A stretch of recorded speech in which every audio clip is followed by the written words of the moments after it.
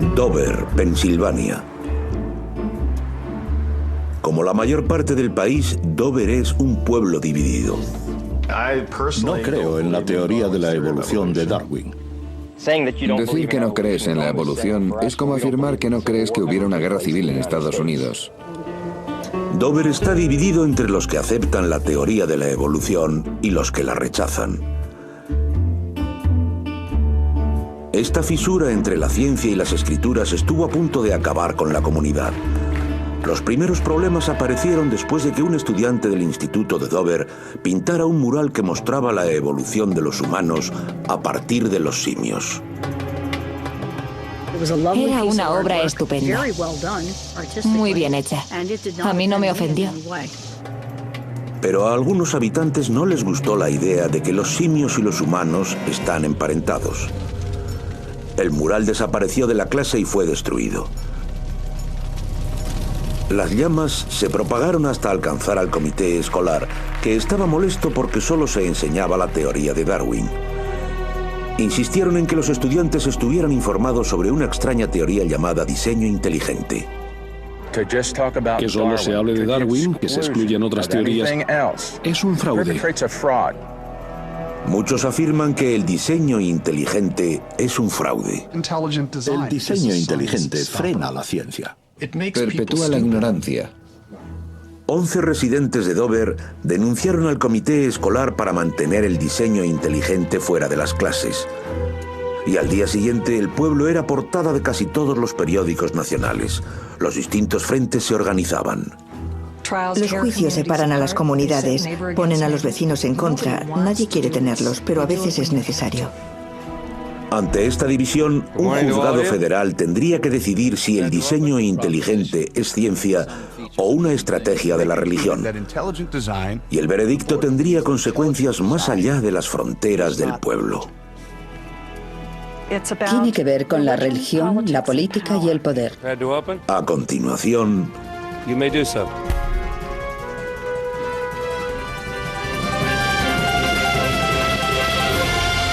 Diseño inteligente.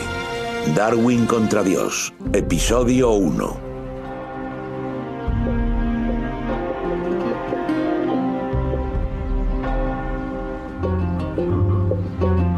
En el mes de octubre de 2004, estalló una guerra en Dover, Pensilvania. Today, the teachers in a rural Pennsylvania town became the first in the country required to tell students that evolution is not the only theory. Todo comenzó cuando el comité escolar de Dover aprobó una norma que obligaba a que la asignatura de ciencias del instituto incluyera el diseño inteligente en el temario. Los partidarios de esta polémica teoría afirman que muchas de las características de los seres vivos son demasiado complejas para haberse desarrollado simplemente gracias a un proceso evolutivo natural como el de Darwin. Aseguran que algunos rasgos de estos organismos están creados por un diseñador inteligente. Proclaman que esta atrevida y novedosa teoría científica tiene el poder de desbancar la teoría de la evolución. Se trata de científicos discutiendo sobre ciencia, basándose en pruebas, no en textos ni autoridades religiosas. Es un tema central para una clase de ciencia. Abre un camino a la investigación, a nuevas maneras de pensar sobre las cosas. Si la evolución por selección natural es una doctrina científica, la crítica a esta doctrina también debería ser legítima para la ciencia. El comité escolar de Dover pidió que los profesores de ciencia leyeran una declaración de 1 minuto de duración en la que se afirma que hay lagunas en la teoría de la evolución y en la que se presenta el diseño inteligente como alternativa. En este alegato también se recomienda un libro sobre el tema que les llegará para que lo consulten, sobre los pandas y las personas. Pero la mayoría de los habitantes y una abrumadora cantidad de científicos de todo el país se indignaron. Afirman que el diseño inteligente es un disfraz de la religión, el último frente de la guerra de la evolución. El objetivo del diseño inteligente es cristianizar de nuevo la sociedad estadounidense. El diseño inteligente no es un concepto científico, no es un campo de la ciencia. Nadie lo investiga activamente. Viola todo lo que entendemos y queremos explicar con la ciencia. El escenario estaba preparado para una batalla en la que se enfrentarían amigos y vecinos. Parecía que hubiéramos matado el perro de alguien. Fue un golpe increíble. Una especie de guerra civil, no hay duda. La batalla llevaría al comité escolar ante el Tribunal Federal. El acceso de cámaras estaba prohibido. Para mostrar esta confrontación entre la evolución y el diseño inteligente, hemos recreado las escenas del juicio partiendo de las transcripciones. El juicio duró 6 semanas y la biología moderna era el anexo A. Pero no se planteaba solamente el temario de biología en Dover. El futuro de la educación científica en Estados Unidos, la separación iglesia-estado y la naturaleza de las investigaciones científicas también se estaban poniendo a prueba.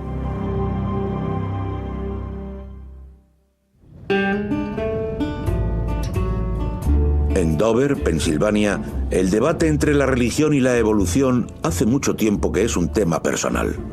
Vivimos en una comunidad llena de iglesias fundamentalistas. Nunca me ha gustado que mis hijos aprendan la teoría de la evolución en lugar de la teoría creacionista. Al principio Dios lo creó todo. Eso es lo que necesito saber. Este pueblo está situado en el sudeste del estado, a unos 30 kilómetros de la capital. Alberga a unas 20.000 personas, más de una docena de iglesias y un instituto.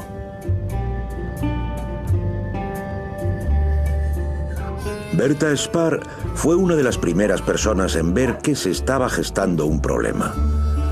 Hacía casi 40 años que era profesora de ciencias en el instituto. Durante la primavera de 2003, el asistente del supervisor escolar del distrito le dio una noticia alarmante. Vino a verme un día después de clase y me dijo que tenía que advertirme de que un miembro del comité escolar pedía igualdad de tiempos. Un 50% del tiempo para el creacionismo. Deberías tenerlo en cuenta. Entonces saltaron todas las alarmas. Otro profesor de ciencias, Brian Rem, recibió la misma noticia. Me puse a reír delante de él porque me pareció algo divertidísimo. El creacionismo había quedado fuera de las escuelas públicas y de la ciencia cuando yo empecé el instituto. Cuando Berta Spar preguntó qué miembro del comité había pedido que se enseñara el creacionismo, le contestaron que era Alan Bonsell, un comerciante local que acababa de unirse. Mi familia ha tenido mucha suerte de poder vivir aquí y mis antepasados llevan más de 100 años en esta zona. Era una manera de agradecerlo y pensé que podía hacer que Dover que la escuela fuera un lugar mejor. Cuando Bonsell mostró su inquietud por cómo se enseñaba la teoría de la evolución en el instituto, Berta y su equipo se reunieron con él. Me reuní con algunos profesores de ciencias para saber qué enseñaban y qué no en las clases de ciencias del instituto. El tema del creacionismo no llegó a tratarse en la reunión. Hablamos sobre cómo enseñamos la evolución y parecía satisfecho. Pensó que lo hacíamos bien y nosotros que todo se había resuelto, así que tan felices. Recuerda que trató de iluminarnos con lo de que no creía que la evolución hubiera sido la manera en la que se desarrollaron las cosas. Cierto. No creía que la Tierra tuviera más de 4.000 años. No creo en la teoría de la evolución de Darwin. Soy creacionista y no intento esconderlo.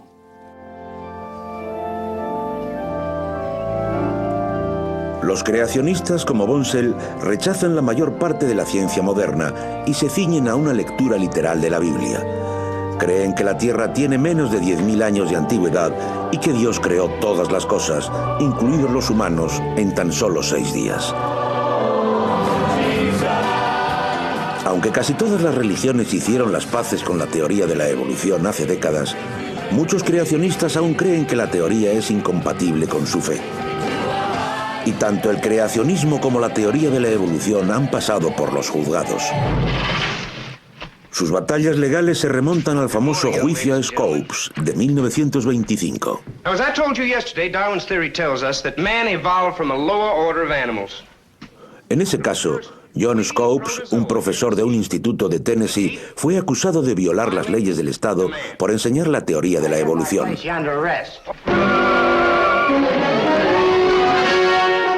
El caso quedó vagamente retratado en la película Heredarás el viento y se convirtió en un enfrentamiento en los tribunales entre el legendario abogado Clarence Darrow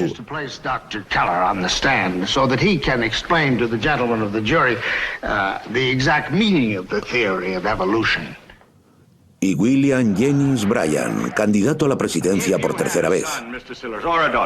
What would you think if that sweet child came home from school and told you that a godless teacher... Scopes fue declarado culpable por enseñar la teoría de la evolución y tuvo que pagar una multa de 78 euros.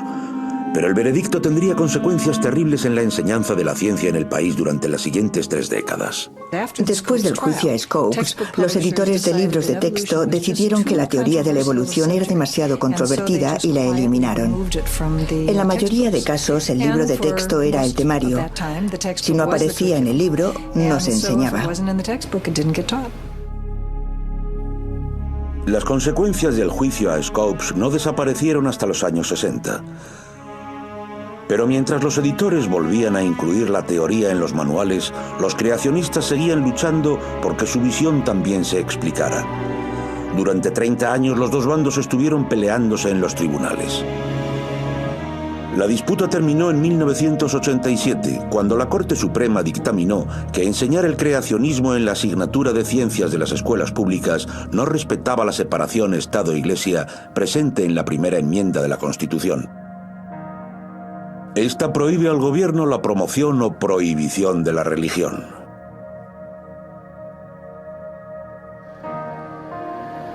Hasta hoy, enseñar el creacionismo en las clases de ciencias de los colegios públicos estadounidenses sigue siendo una violación de los derechos constitucionales de los estudiantes. Otro miembro del comité escolar de Dover, Bill Buckingham, un policía retirado, fue elegido por Alan Bonsell para decidir el temario. Debía revisar todas las propuestas de libros de texto. Los profesores de biología de bachillerato habían pedido un libro muy común coescrito por los biólogos Ken Miller y Joe Levine. Pero a Buckingham no le gustó. El libro que han pedido los profesores de biología está lleno de referencias a Darwin. He contado entre 12 y 15 puntos en los que se menciona la teoría de la evolución. No está en todas las páginas, pero cada 2 o 3 capítulos vuelves a ver la cara de Darwin. Además, excluye todas las demás teorías. En una reunión del comité durante el verano de 2004, Buckingham expuso su descontento. El comité lo dejó pendiente de aprobación. ¿Qué era lo que no le convencía a Buckingham de la teoría darwinista? Darwin publicó su teoría de la evolución en 1859 en un libro titulado El origen de las especies, y desde entonces ha generado polémica. Era la conclusión de un trabajo que Darwin había iniciado casi 2 décadas atrás, cuando salió a navegar por el mundo en un barco llamado Beagle. En esa expedición, Darwin recogió miles de animales y plantas que eran diferentes a lo que había conocido. Y al regresar a Inglaterra, quedó fascinado con la gran cantidad de pájaros que había encontrado en unas remotas islas situadas ante la costa de Sudamérica, las Galápagos. Había un pájaro que le recordaba a una curruca, otro que parecía un carpintero, otro como un pinzón, etc. Pero no sabía qué eran. Todos estaban adaptados a distintas formas de vida. Algunos comían insectos. Otros buscaban grano. Otros podían romper las enormes semillas de algunas de las plantas que encontramos en las Galápagos. Tenían aspectos distintos, picos distintos, diferentes estilos de vida. Cuando Darwin pidió ayuda para identificar a los pájaros, se llevó una sorpresa. Estaba abrumado, maravillado, cuando oyó lo que le decían los ornitólogos británicos. Todos son pinzones. Este no es un pájaro carpintero, es un pinzón. Este no es una curruca, es un pinzón. Pero, ¿por qué había encontrado pinzones con características tan distintas en una serie de islas cercanas? Darwin argumentó que en la naturaleza los organismos individuales compiten por recursos limitados, como la comida. Si un pájaro nace, por ejemplo, con un pico algo más grande que los demás, puede tener ventaja en una isla en la que abundan las semillas grandes. Con el paso de las generaciones, los pájaros con los picos grandes tendrán más posibilidades de sobrevivir y de reproducirse, perpetuando en sus crías este tipo de pico que representa una ventaja. Darwin lo llamó selección natural, porque las fuerzas de la naturaleza, como en el entorno de una isla de las Galápagos, seleccionan a los organismos mejor adaptados. Así llegó a la conclusión de que con el paso del tiempo daría pie a nuevas especies. Lo que Darwin destacó era un principio general, algo que observamos fácilmente en la naturaleza, que las especies no son inmutables, que con la influencia o la presión de la selección natural cambian con el paso del tiempo. Darwin creía que todas las plantas y los animales que vemos en la actualidad se habrían desarrollado siguiendo ese proceso. A la evolución gradual de las especies nuevas la denominó descendencia con modificación y representó las relaciones entre todos los seres vivos en un árbol de la vida en el que cada rama era una especie descendiente de un antepasado común. Si seguimos el árbol de la vida desde muy atrás, por ejemplo, desde nuestra rama, vemos nuestro parecido con los simios. Y si bajamos un poco, vemos las similitudes con otros mamíferos. Más abajo con los reptiles y finalmente con los anfibios, los peces, hasta llegar a los gusanos, las medusas, etc. Vemos que hay una continuidad en la vida del planeta. No somos excepcionales, somos una rama del árbol de la evolución que lo incluye todo. El antepasado común de todas las formas de vida fue una de las grandes ideas de Darwin. Pero también reconocía que las implicaciones de que los humanos fueran descendientes de los simios eran inquietantes. Para mucha gente, la propuesta de Darwin, que afirmaba que todas las especies del planeta habían sido el resultado de procesos naturales, incluso nosotros, dejaba a Dios a un lado. Y un siglo y medio más tarde, mucha gente en Dover, como en el resto de Estados Unidos, sigue pensándolo. Actualmente, 1,3 medio de la población de Estados Unidos no acepta la teoría de la evolución. A mí me ofende porque soy cristiano. Creo que la Biblia es la palabra de Dios y que el Génesis cuenta cómo llegamos hasta aquí, tal cual fue. Dios no creó al simio para crear al hombre posteriormente. Dios creó al hombre. En Dover, las hostilidades ante la teoría de la evolución ya se habían convertido en actos vandálicos. Un estudiante de 16 años había pintado un mural de unos 5 metros que representaba la evolución de los humanos a partir de los simios. El mural estaba expuesto en un aula de ciencias, pero alguien se lo llevó y lo quemó.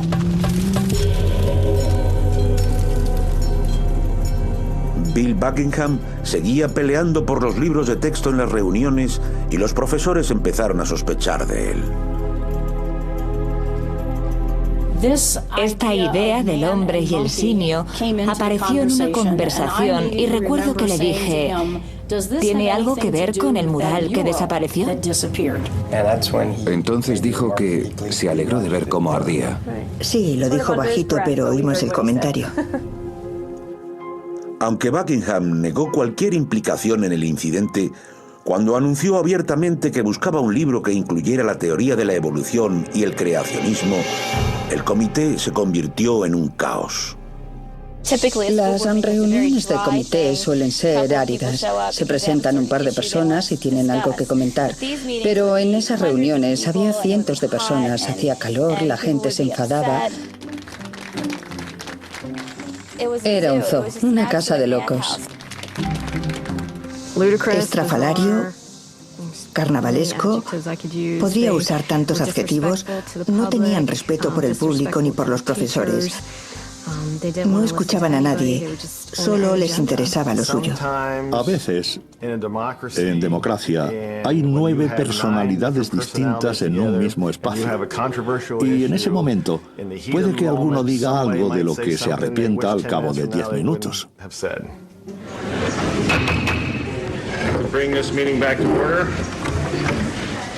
La polémica del comité escolar atrajo la atención de los reporteros de los periódicos locales, entre los que figura Lori Livo, que se crió en la zona.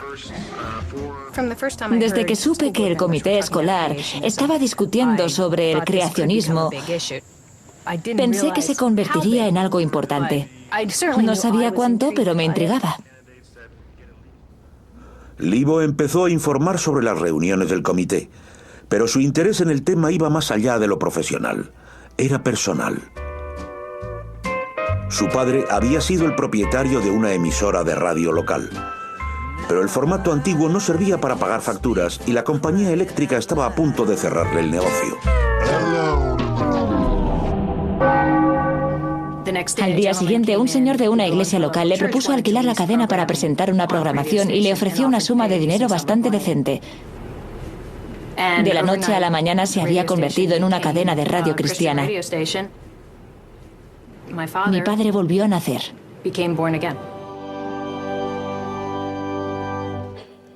En sus artículos, Livo hablaba de la ley aprobada por la Corte Suprema en 1987 que evitaría que Buckingham lograra introducir textos creacionistas en las clases de biología. Mientras tanto, Buckingham estaba en contacto con 2 organizaciones que ponían en duda a Darwin. Una era un despacho de abogados situado en Michigan, Thomas More, liderado por un exfiscal, Richard Thompson, famoso por sus grandes esfuerzos para condenar al activista pro-eutanasia Jack Kevorkian. La empresa se promociona bajo el lema «El escudo y la espada para la gente de fe». Buckingham se puso en contacto conmigo en calidad de ciudadano porque le preocupaba que un libro de biología explicara una sola versión. Creía que debía haber otras teorías. Fue entonces cuando le hablé del diseño inteligente y le dije que me parecía buena idea que se enseñara junto a la teoría de la evolución y que recibiera la aprobación de la Constitución.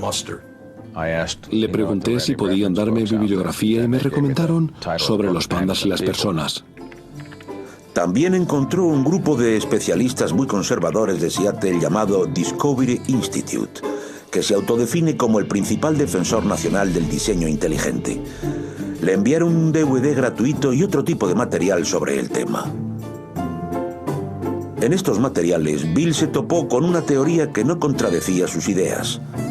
Por ejemplo, según Sobre los pandas y las personas, el diseño inteligente afirma que varias formas de vida aparecieron repentinamente gracias a un agente inteligente, con todos sus rasgos distintivos intactos.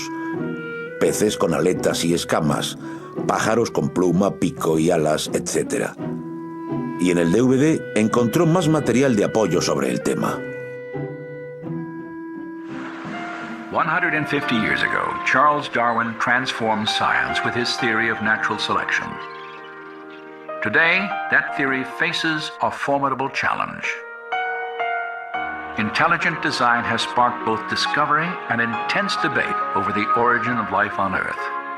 And for a growing number of scientists, it represents a paradigm, an idea with the power to, once again, redefine the foundations of scientific thought. Tanto el DVD como el libro usan el mismo ejemplo para explicar la doctrina central del diseño inteligente, que nos explicará uno de sus defensores, Steve Fuller. Para entender el diseño inteligente, hay que imaginarse que uno se topa con algo así en una playa. John ama a Mary. Es muy raro que este tipo de patrón se haya formado por sí mismo, que la arena se disponga de esta manera de modo casual, aunque sea en un largo periodo de tiempo.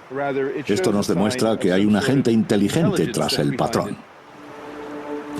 Igual que esas palabras son obra de un ser inteligente, argumentan que algunos aspectos de la vida llevan la firma de un diseñador inteligente. A mi modo de ver, el diseño inteligente afirma que la vida es algo demasiado complejo para haber sucedido aleatoriamente. Tuvo que haber un diseñador, algo que le dio forma, por decirlo así. En el Génesis, el diseñador sería Dios. Pero en los materiales que recibió no aparece la palabra Dios. El misterioso diseñador recibe el nombre de causa inteligente o agente inteligente. Esta teoría empezó a aflorar en los 80, defendida principalmente por el profesor de Derecho Philip Johnson. A mí me parece que la teoría darwinista se ha vendido demasiado. Le dicen a todo el mundo que es la verdad absoluta y como se le llama ciencia, lo han demostrado una y otra vez gracias a procedimientos incuestionables. Pero no es cierto. Es una historia imaginaria que se basa en pocas pruebas. Como profesor emérito de la Facultad de Derecho de Berkeley, Johnson escribió un libro titulado Juicio a Darwin, en el que sentó las bases para el movimiento. Durante varios años ha sostenido que la evolución produce cambios a pequeña escala, como los distintos picos de pinzones de los que habla Darwin.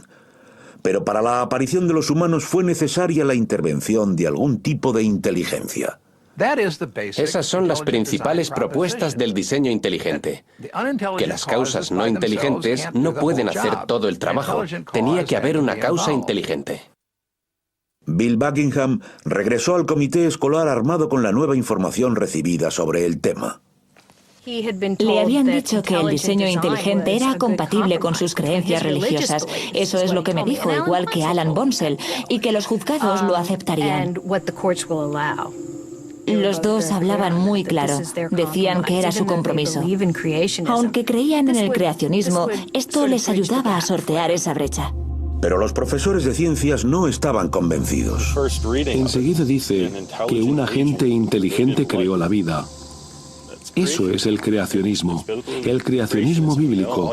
Lo único que hay que hacer es sustituir a la gente por Dios y wow. Así tenemos la historia del Génesis. Así que enseguida supe de qué iba todo esto. Buckingham estaba dispuesto a defenderlo.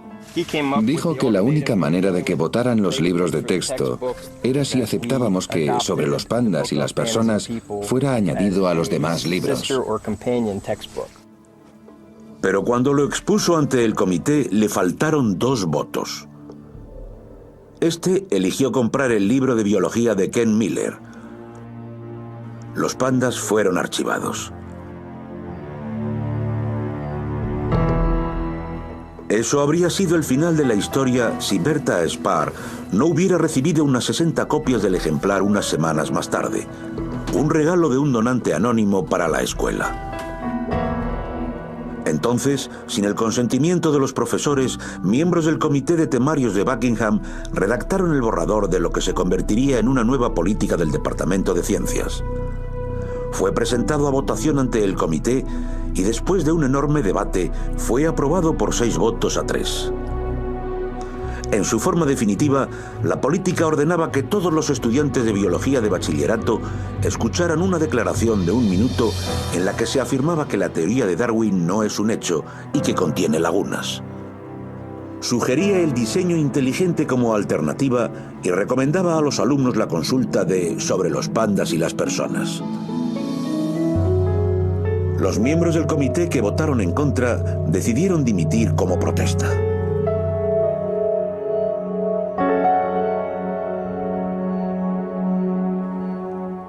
Tammy Kitzmiller es la madre de una de las alumnas que escucharía la declaración en el Instituto de Dover.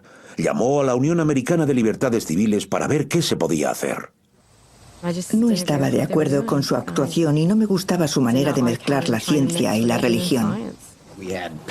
Teníamos padres, estudiantes, profesores, todos nos llamaban y nos decían, tenemos un problema, ¿podéis ayudarnos? Y les contestábamos, por supuesto, lo haremos. El 14 de diciembre de 2004, 11 padres del Instituto de Dover, entre los que figuraban Tammy Kitzmiller y Brian y Christy Rim, presentaron una denuncia en el Juzgado Federal de Pensilvania, alegando que el comité escolar estaba violando sus derechos constitucionales al introducir la religión en la clase de ciencias. Estaban representados por la Unión Americana de Libertades Civiles, que se había unido a la organización Estadounidenses Unidos por la Separación Estado-Iglesia, y un despacho de abogados de Filadelfia, Piper Hamilton. Cuando me llamó Eric dijo, este es el caso que he estado esperando durante toda mi carrera. El comité escolar contaba con la representación de los abogados Thomas More, el despacho que le había recomendado el libro de los pandas a Bill Buckingham.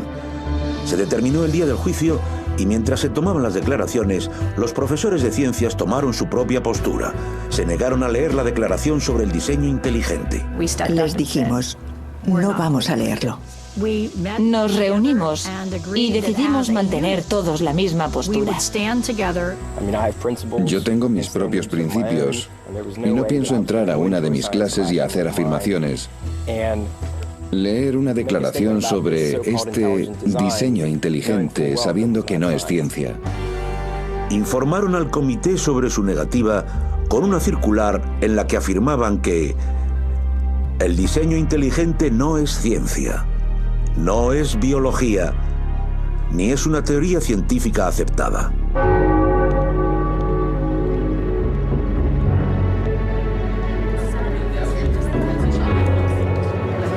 Ante la negativa de los profesores a leer la declaración, el asistente del supervisor de Dover entró en una clase de biología de bachillerato el 18 de enero de 2005 y leyó: Las normas académicas de Pensilvania exigen que los estudiantes aprendan la teoría de la evolución de Darwin y que pasen un examen en el que se les evalúe sobre este tema. Como teoría debe seguir investigándose contrastando sus afirmaciones con los nuevos descubrimientos. Una teoría no es un hecho. Una teoría tiene lagunas para las que no se han encontrado pruebas concluyentes.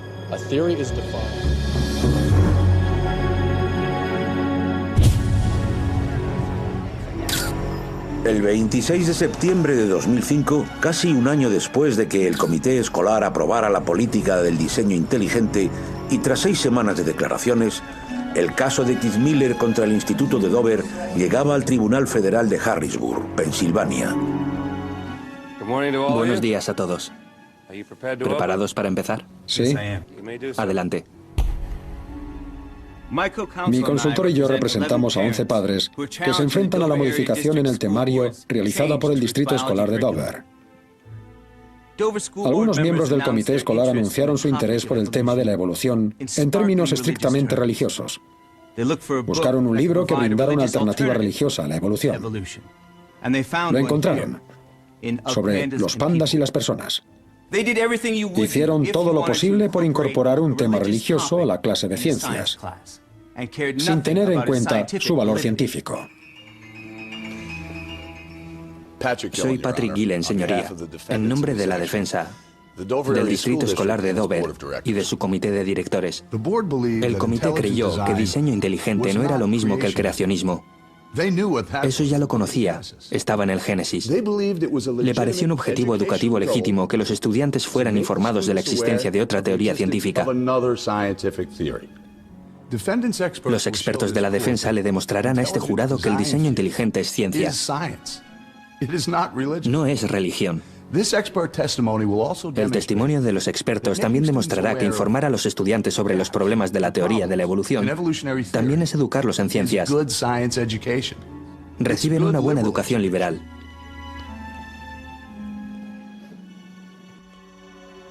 Cuando empezó el juicio ya habían aparecido otros casos sobre la enseñanza de la evolución en varios estados. El diseño inteligente tenía muy buenos defensores. Rick Santorum, el senador de Pensilvania, había alabado al distrito escolar por su política. Y el presidente Bush también había brindado su apoyo, diciendo que había que enseñar las dos teorías para que la gente entendiera de qué iba la polémica. Ahora todas las miradas estaban centradas en Dover, el último campo de batalla en la guerra por la evolución.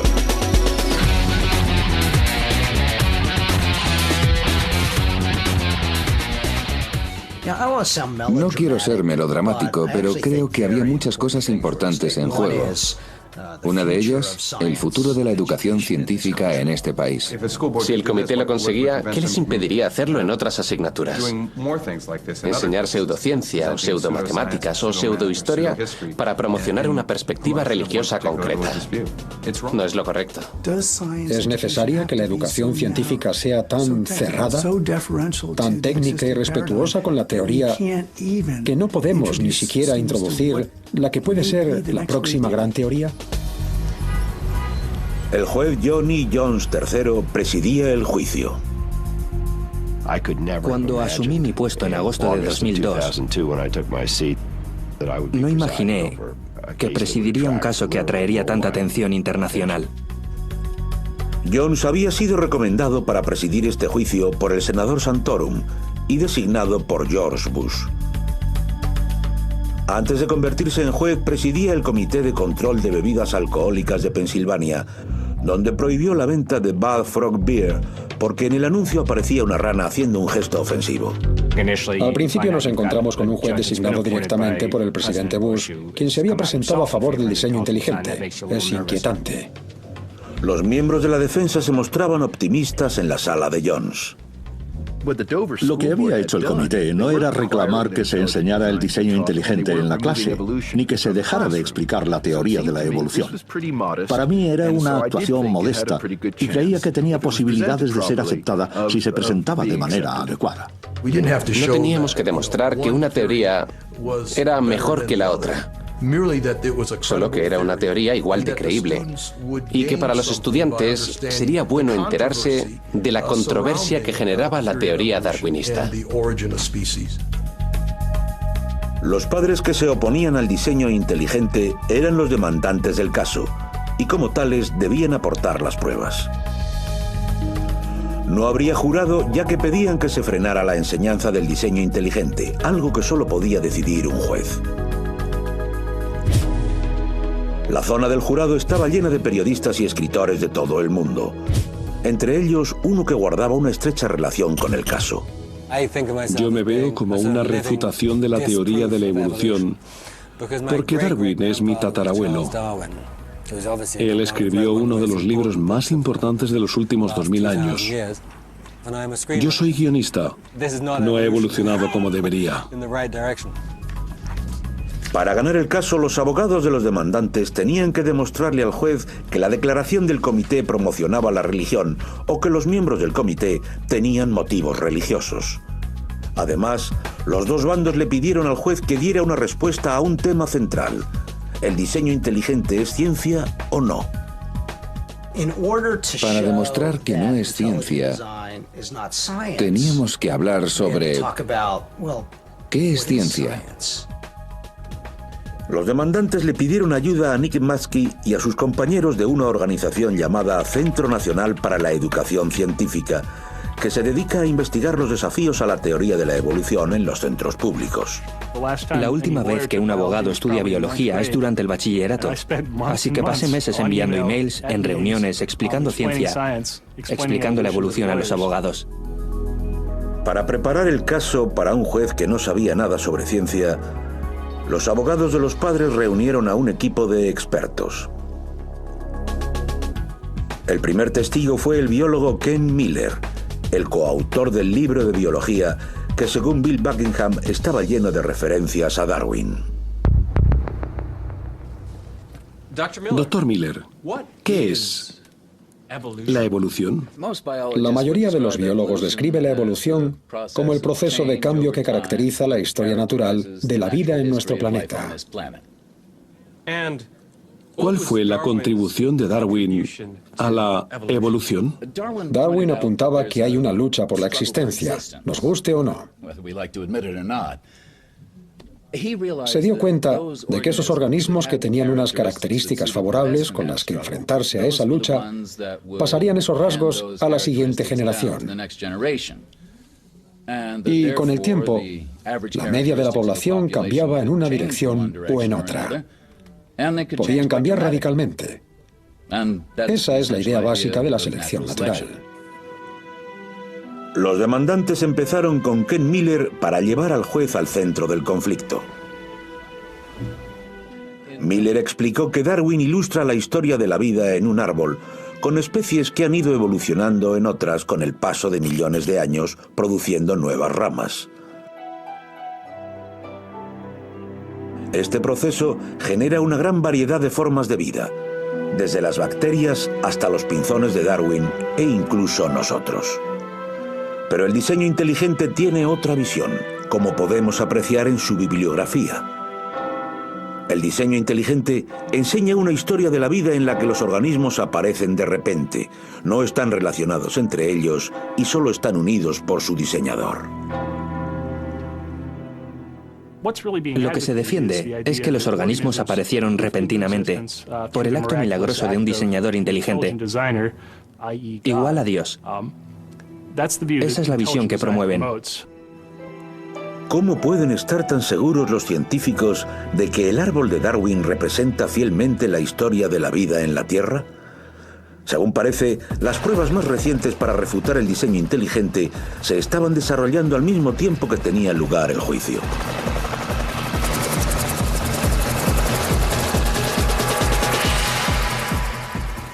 Recuerdo que pensé, espera a que vean esto, porque es precioso. Darwin creía que las pruebas para su teoría del antepasado común se encontraban bajo el suelo en forma de fósiles transicionales. Por ejemplo, si tras millones de años los peces dieron paso a algunos animales terrestres, deberíamos encontrar fósiles de criaturas que se extinguieron y que eran mitad animal acuático, mitad terrestre. En 1999, el paleontólogo Neil Sabin salió a buscar una de esas criaturas. Lo que la evolución nos permite es realizar predicciones de lo que podemos encontrar en los restos fósiles.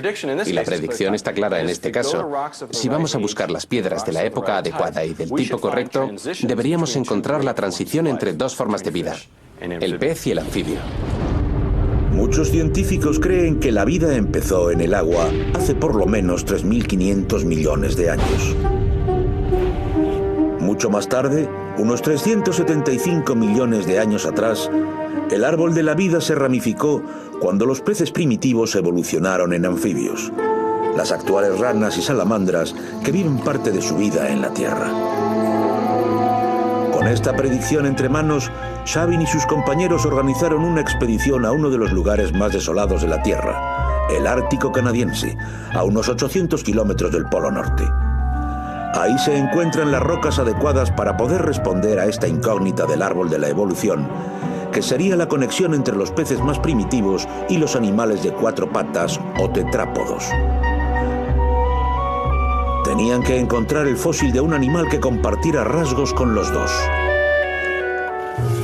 Pasaron 3 veranos cavando cientos de toneladas de roca en este ambiente tan hostil y no encontraron nada interesante. Decidieron regresar el verano siguiente para darle la última oportunidad. Se nos terminaba el dinero, se acababa. Nos dijeron que era nuestro último año allí. En 2004, el tercer día de la temporada, uno de mis compañeros estaba cavando y descubrió un morro que salía por uno de los lados del acantilado.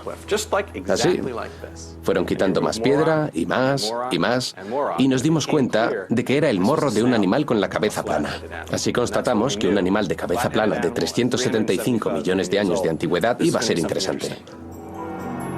Lo bautizaron Tiktaalik, que significa pez grande de agua dulce en el idioma de los inuit. Es uno de los mejores fósiles transicionales que se han descubierto y que demuestran que los animales terrestres evolucionaron a partir de los peces. Aquí tenemos un pez de hace unos 380 millones de años. Tiene escamas y aletas, como cualquier otro pez.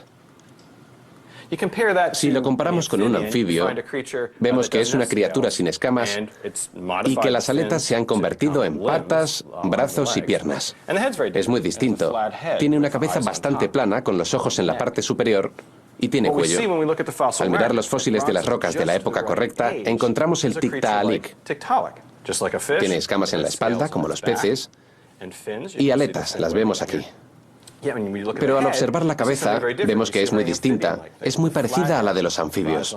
Plana, con los ojos en la parte superior. Y al separar la aleta aún queda más claro.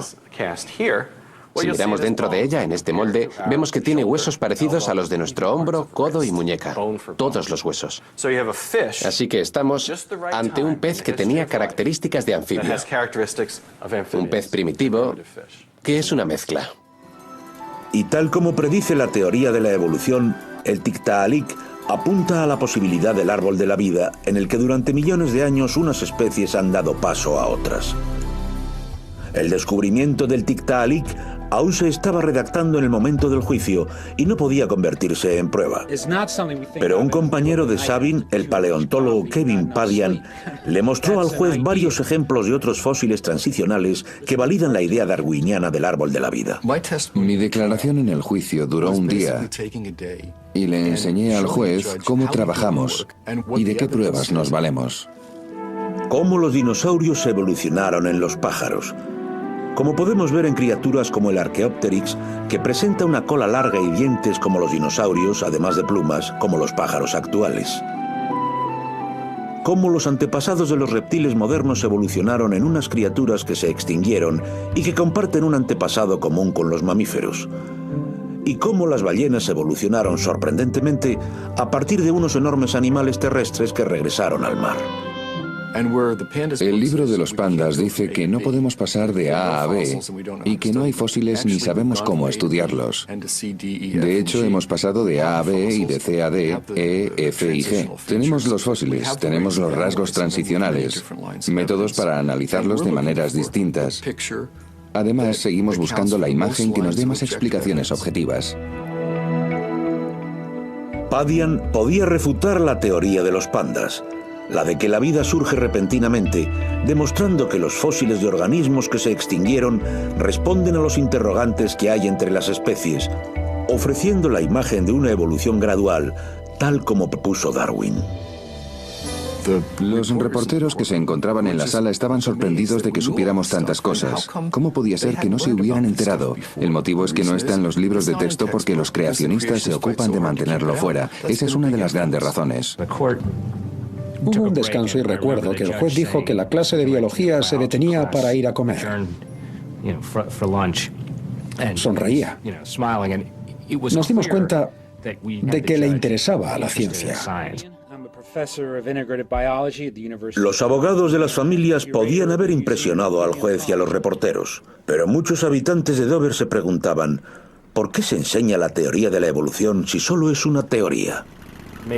Puede que el darwinismo sea la teoría predominante, pero es solo una teoría. No está aprobada, es una teoría. Solo queríamos que se hablara de las opiniones alternativas. No decíamos, no habléis de Darwin, podéis hablar de Darwin, es una teoría. Pero eso es lo que es, la teoría de Darwin, no la ley de Darwin. No son hechos, es teoría. Decir que solo es teoría es insultante para la ciencia, porque las teorías tienen más peso que los hechos. Y creo que el término teoría debería ser valorado como se valora entre los científicos. Una teoría no es algo que se nos ocurre durante una noche en vela tomando mucho café. Eso es una idea. Para la ciencia, una teoría es una gran cantidad de información que ha pasado por muchas pruebas, que seguramente consiste en un gran número de hipótesis y varios tipos de pruebas. La de la gravitación es una teoría muy difícil de tergiversar. Aunque pudiéramos ver cómo cae algo hacia arriba, podría hacernos pensar, pero trataríamos de entender qué sucede en ese caso, en lugar de refutar la teoría de la gravitación. Los hechos son minucias para la ciencia. Pueden ser correctos o no. Una teoría es algo que se ha puesto a prueba centenares de veces. Se amplía, se revisa. Doctor Miller, ¿está de acuerdo en que la teoría de la evolución de Darwin no es una verdad absoluta? Claro que sí, porque ninguna teoría científica es considerada una verdad absoluta en ciencia. No pensamos que la teoría atómica es la verdad, ni la teoría microbiana de las enfermedades, fricción. Para nosotros son explicaciones bien argumentadas y probadas que nos brindan respuestas naturales a fenómenos naturales. ¿Deberíamos pensar que la teoría darwinista es provisional? Deberíamos pensar en todas las teorías científicas como provisionales. Y eso incluye la teoría de la evolución. La ciencia pretende descubrir lo desconocido, lo que no sabemos. Como científico no me centro en lo que ya sabemos. Quiero descubrir cosas nuevas que me den pistas sobre lo que no sabemos. Mientras los demandantes declaraban, la misión de investigación de lo desconocido había llevado a descubrir una de las pruebas más importantes de la evolución. Darwin estaba convencido de que las especies evolucionaban con el paso del tiempo, cuando la selección natural influía sobre los rasgos heredados. Pero no tenía ni idea de cómo aparecían esos rasgos o cómo pasaban de una generación a otra. Cuando los científicos del siglo XX descubrieron el papel que el ADN juega en la herencia, fundaron una nueva rama científica llamada genética que ponía a prueba a Darwin.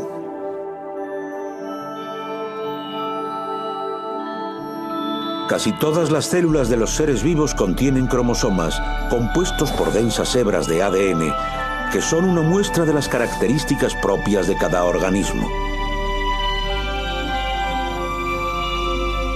Durante la reproducción, los cromosomas de los padres se copian y mezclan sus partes para producir cromosomas nuevos.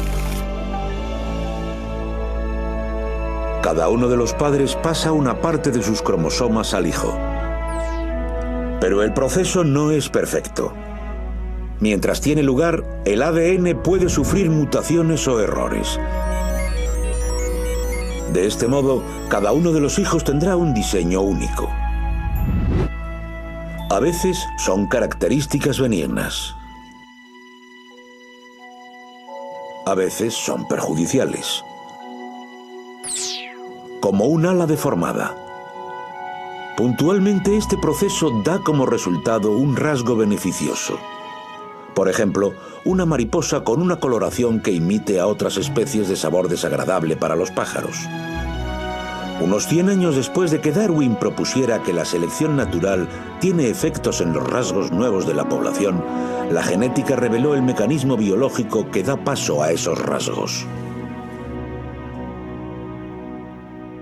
Entonces podría argumentar que cuando apareció la genética moderna, toda la teoría darwiniana estaba en riesgo. Podría haber sido desestimada si la genética hubiera contradicho las bases de la teoría evolucionista. Pero no las contradecía, las confirmaba, hasta en los detalles. Y mientras Miller declaraba, un trabajo genético publicado un año antes del juicio confirmaba la parte más controvertida de la teoría de Darwin: el antepasado común de los humanos y los simios. El trabajo se centraba en una curiosa diferencia en nuestros cromosomas. Las células de todos los simios grandes, como los chimpancés, los gorilas o los orangutanes, contienen 24 pares de cromosomas. Si los humanos comparten antepasados con los simios, deberían tener el mismo número de cromosomas. Pero las células humanas solo contienen 23. La pregunta es, si la teoría evolucionista está en lo correcto con la idea del antepasado común, ¿a dónde fue a parar el cromosoma que falta? Se realiza una predicción demostrable, que en alguna parte del genoma humano encontraremos un trozo de cinta adhesiva que mantendrá unidos dos cromosomas. Así que tenemos 24, pero 2 de ellos están pegados y suman 23. Si no podíamos demostrarlo, la hipótesis del antepasado común era falsa y la teoría de la evolución era errónea. Para resolver este acertijo, Miller explicó cómo los científicos habían encontrado restos de nuestro pasado evolutivo enterrados en la estructura del cromosoma presente en todos los humanos. En los extremos de los cromosomas encontramos unos marcadores genéticos o secuencias de ADN llamadas telómeros, y en el centro encontramos otros marcadores denominados centrómeros. Pero si en el pasado se produjo una mutación que generó la unión de 2 pares de cromosomas, deberíamos encontrar pruebas en los marcadores genéticos. Habría telómeros tanto en los extremos del nuevo cromosoma como en el centro. Además, veríamos 2 centrómeros. Encontrar una estructura como esta en nuestros cromosomas explicaría por qué tenemos un cromosoma menos que los grandes simios. Si no lo encontramos, la evolución debe ser cuestionada. Siguiente diapositiva. Finalmente, la respuesta está en el cromosoma 2. Todas las marcas de fusión de esos cromosomas que la teoría del antepasado común había predicho, todas esas señales aparecen en el cromosoma 2. Es un caso cerrado de una manera preciosa. La predicción de la evolución a partir de un antepasado común queda reflejada en esta prueba. Todo cobra sentido. Nuestro cromosoma se ha formado tras la fusión de dos cromosomas del antepasado común, formando el número 2.